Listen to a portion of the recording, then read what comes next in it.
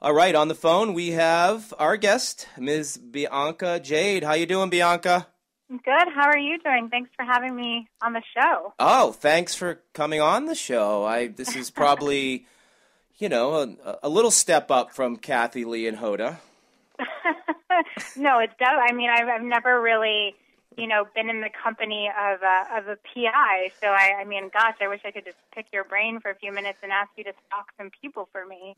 Or not stalk, maybe just follow. Stalk, follow. I'll do whatever you want. You can call me off. Can we start with my boyfriend? Oh man. Yeah, absolutely. So what's he been up to? Does he do some unusual things? What are some of his habits? Tell me. No, I don't think you'd have to try too hard. He doesn't really get out much. Well, those are the ones you have to worry about, Bianca. I think we should sit down and have a meet. Let's meet at the Dunkin' Donuts. Okay.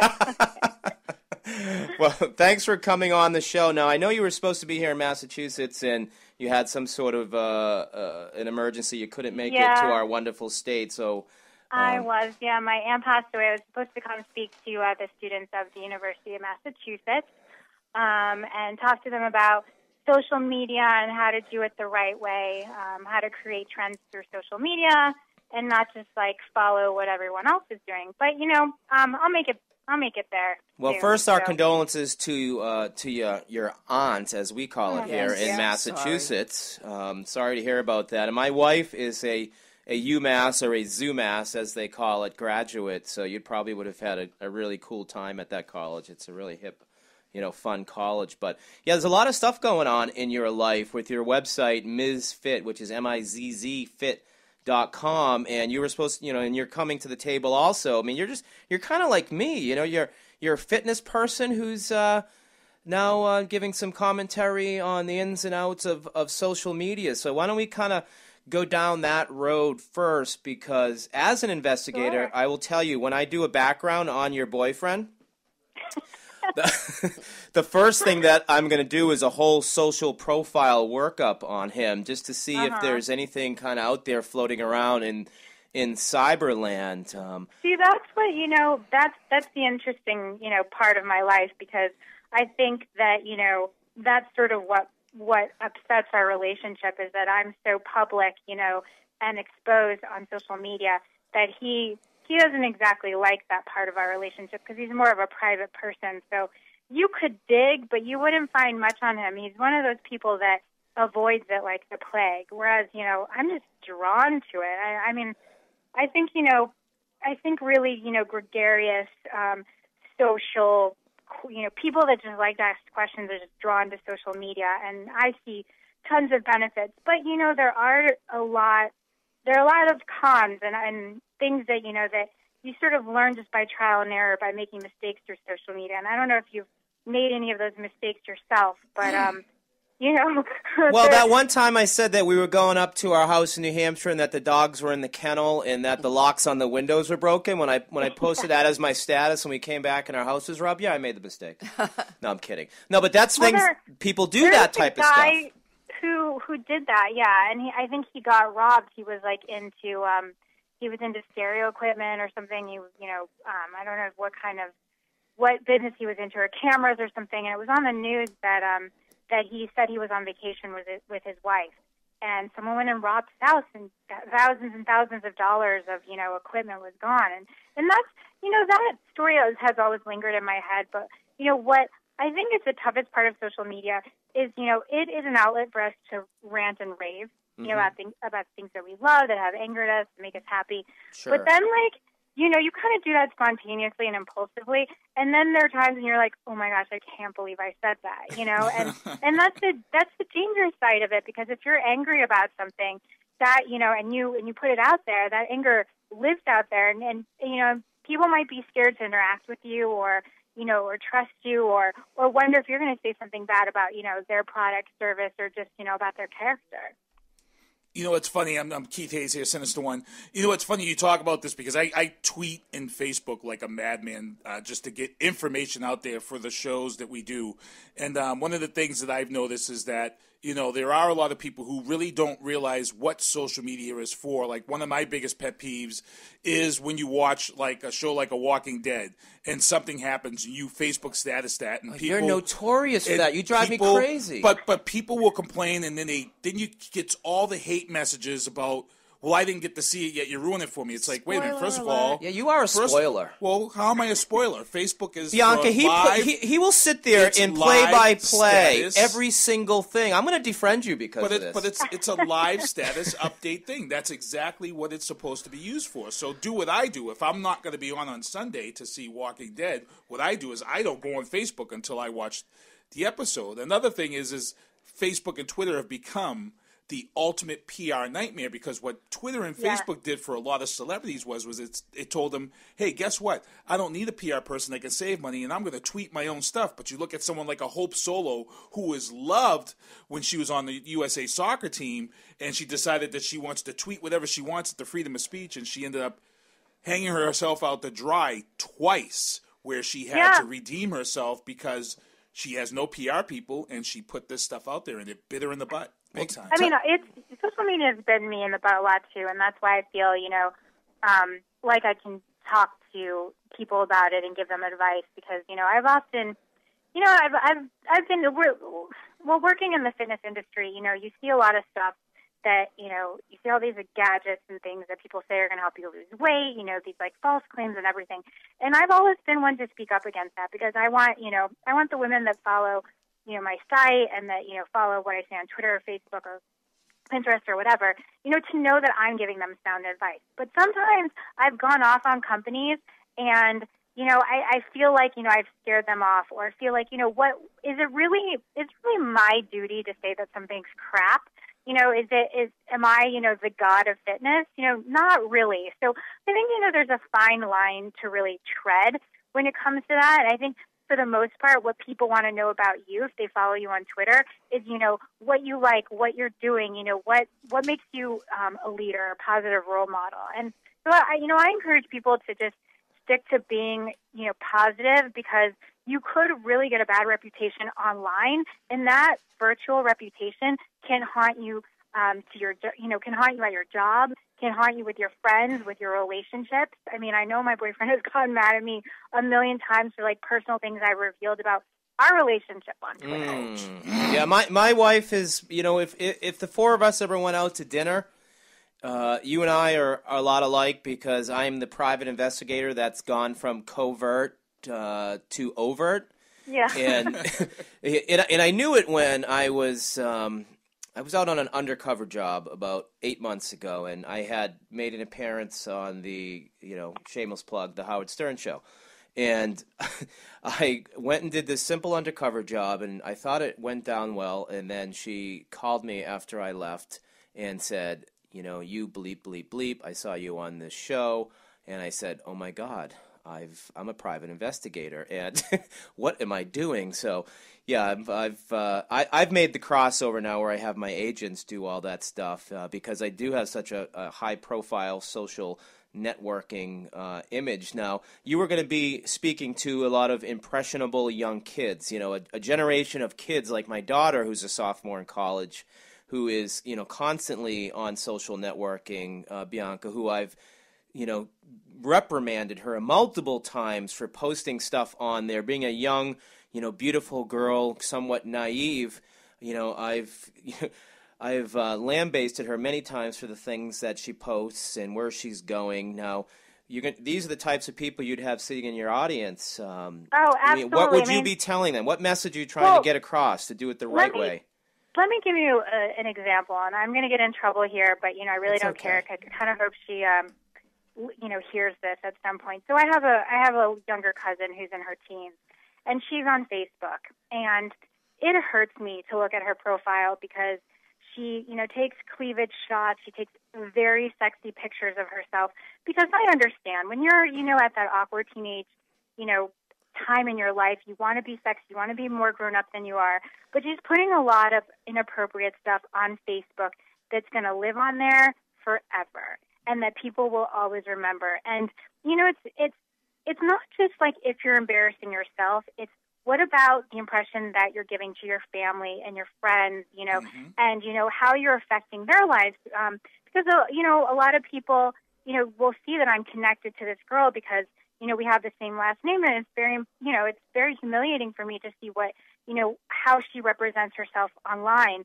And I've tried to talk to her about it many times because, I tell her, like, after high school, there's college, and college, can be even tougher in terms of peer pressure, and you don't want people seeing these pictures of you. You want to put your best foot forward, and even in your social life, it's not just about your job. You want people to respect you, and the online, virtual sphere is just where, a lot of sketchy stuff happens. There are a lot of sexual predators. She actually already had one because of the types of pictures she was posting. And there are people just with sicknesses that, we can't even, begin to imagine because it's so beyond normal. And that's what I want to warn people about, just, to watch your back, to know that, it's important, even though, we're very exposed these days, and everyone wants to, tweet out what they're doing and everything, to maintain a little bit of privacy and to remember what you hold sacred. If you hold, your job and your career and I guess, your relationships, with your boyfriend or your friends or whatever sacred, then maybe don't share all of that online. It's funny you talked about the sexual predators on the social media sites, and it's funny because I know here in Massachusetts there is a big push to start having those who are registered sex offenders now turn over their social media handles when they are arrested and convicted of these crimes. I mean, I don't even think they should be allowed to be tweeting. I mean, I know that's probably, doesn't, fall within, like, the laws of our country, but I mean, it doesn't seem right that people. Well, it's a violation of the First Amendment, and there's always going to be that argument there. But still, I mean, they're a sexual predator. I mean, do they have the right to have rights? Is what I question. I mean, I know that's a whole other conversation, but yeah, we typically have a lawyer sometimes at at our disposal who's really good at answering those questions. I mean, I think in the beginning of social networking, I think that we, came upon us so fast, and, looking at your picture here, you look like, you're a young lady. So I'm sure you remember, though, the days of not having social networking like Absolutely. I do, being in my mid-40s, and all of us are around that same age. And, I think we all fell victim to not knowing how to use it the right way in the beginning, and then we kind of had to catch up to speed and to how to use it the right way, how to market ourselves the right way, because it is a very vital marketing tool, and it's essential in today's business strategies to use social networking. And I'm finally starting to convince my wife that she needs to do this. She's a lawyer for her law firm, because the days of yellow pages and things like that, they're just not around anymore. I mean, it's... but I think when you say that it's a marketing tool, like, I think that's just a really important point here, because it's not a diary, online, social media, all that stuff. It's not your diary. It's a marketing tool. You want to present yourself in the best way possible so that you can open up doors and opportunities and meet new people, connect with your favorite celebrities or role models. That's what it's for, and when it becomes a diary, that's when I think it's time to sort of, like, check yourself and say, okay, let me be a little bit old school and just buy a notebook and write down my thoughts so that I can remember them. Because even, I mean, like, if you want to get personal, like, can you really imagine going through, like, 2 years through tweets? Like, you can't find that crap. It's so buried, So, why not maybe do some things the old-fashioned way? I think there's something, very, very precious about, about recording your thoughts in a way that maybe the people who matter can see, 20 years down the road, or you can open up 20 years down the road, because Twitter just doesn't work that way. Neither does Facebook. The things that I posted yesterday, I can't even find sometimes.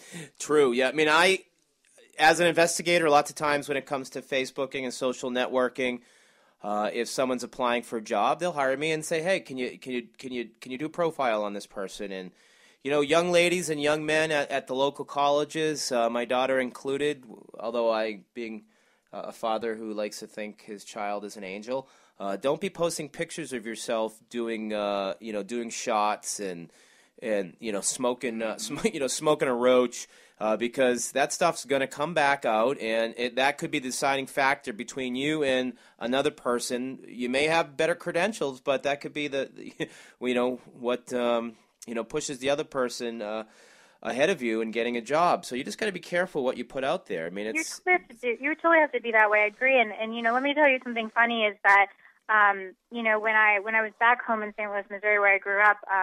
My cousin was like, let's go. I have this awesome guy cousin. He was like going through a breakup, and he was like, let's go, to a clairvoyant together.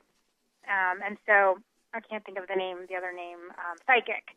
And I was like, okay. So, I did some research. I found one of the best psychics in St. Louis, Missouri, I thought. And I called him up and I was like, hi, my cousin and I want to come to you. Can we make an appointment for tomorrow? And the psychic was like, you know what? I need a couple days before you come. And I was like, are you booked? He's like, no, I just like to give myself some time. I'm like, this guy's probably going through Google or like checking out my Facebook page or whatever so that he can tell me stuff that he knows about me. Like, I mean, that was on the Today Show a couple of weeks ago. Did you see that? They actually did a big undercover expose with some PIs in the New York area where they posed undercover, and that was exactly in the naive lady like Crazy Carol here, our co-host, was saying, oh my God, how did you know that I just got back a trip from the Bahamas? I watched that. That was pretty interesting. Let's shift gears for a second, and let's talk a little bit about your fitness trends and things like that. I'm hitting my mid-40s. Carol's in her late 40s. Early 50s, somewhere around there. Early 50s. Early 50s. Keith's in his mid-40s, and we're all very. I'd say we're all in decent shape for our age. But what are some things that we can do to get ready for the spring, which is coming up here in the Northeast, in the summer, and give us some of your MizzFIT trends, being the expert in fitness, fashion, and wellness. Yeah. Well, I mean, the first thing I go to is just investing in great activewear, because, I think when you pull out the baggy T-shirts and just the shapeless pants and things that just don't, look good on your body, whether you're a guy or, a woman, it just doesn't really make you feel great about yourself, and you don't want to go to the gym. So, I tell everyone to invest, a couple $100 in workout clothes that will take you, through the year, through 6 months, get some new pair of shoes, and really just, just go from there. Because when you get to the gym and you see your reflection in the mirror and you see how well you look, because it's not just about your body, it's how you look in your clothes too. But why do gym mirrors make you look bigger than what you are? Do they put some kind of secret mirrors in there that look like it's probably lighting. Is that what it is? Mm-hmm.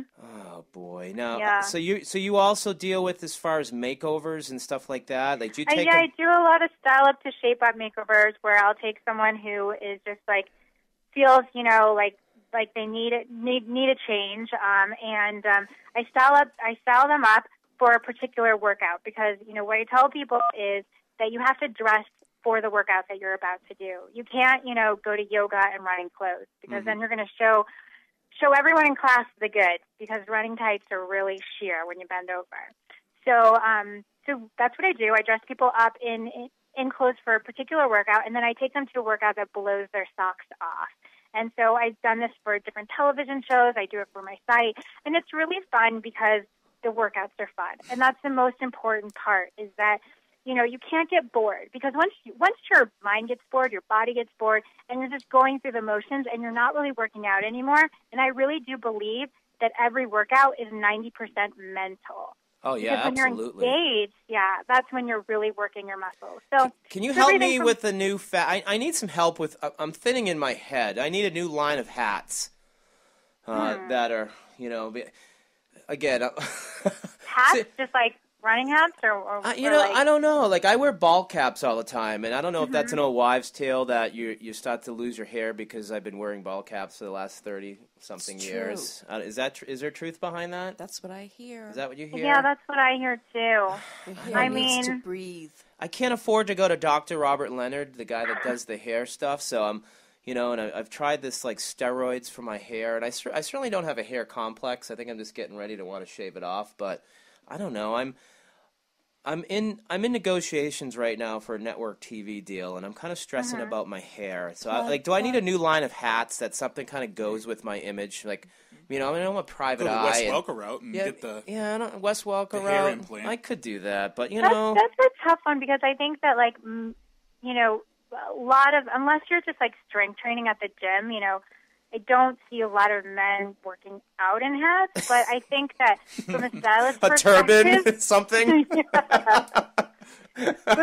From a stylist perspective, I think hats are an opportunity to represent, whether it's your city or your team or whatever, to really, like, represent. And so, I mean, like, for instance, the only hat I ever wear is St. Louis Cardinals baseball hat because, born and raised, I represent them. Well, we did beat you in 2007 in the World Series. I'm sorry. Okay, well, that was a while ago.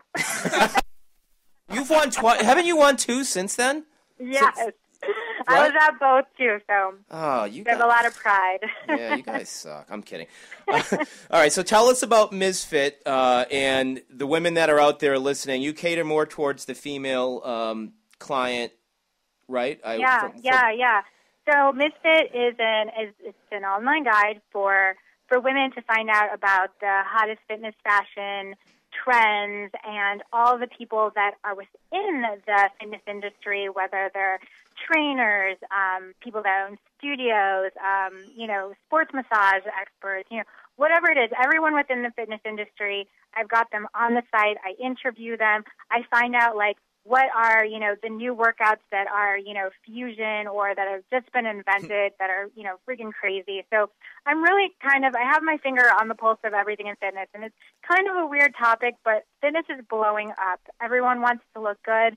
It's a whole different time. The baby boomers are to thank for this. And I thank them for this because it's given me an amazing career. And nothing feels better than feeling good, feeling physically good. And there's probably a market for you out there because I still personally go to a quote-unquote hardcore gym, all right? One of those gyms that when you see a woman walk into the gym, it's like you've been on an island for 10 years, and she could be a -6 and she'll look like a goddess because women just don't come to our gym.